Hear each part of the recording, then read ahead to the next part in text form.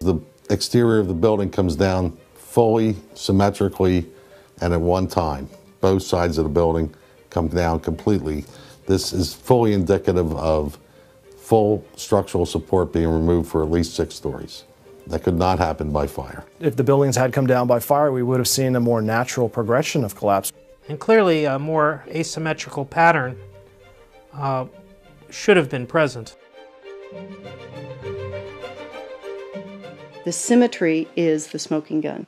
It cannot happen that when you have asymmetric damage, you will get a perfectly symmetrical collapse. The exterior columns on the outside as well as on the inside at the bottom would have to be severed almost at the same time.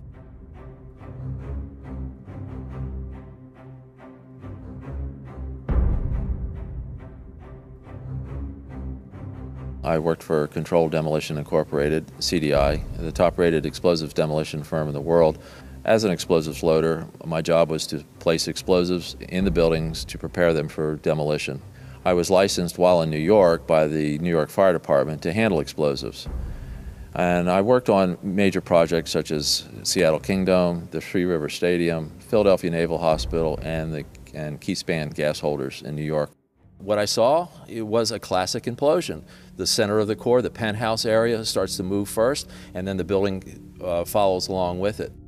That's another indicator that this NIST report is very suspect. When it's all finished, the outside walls from the lower floors are piled one on top of the other right in the middle of the building.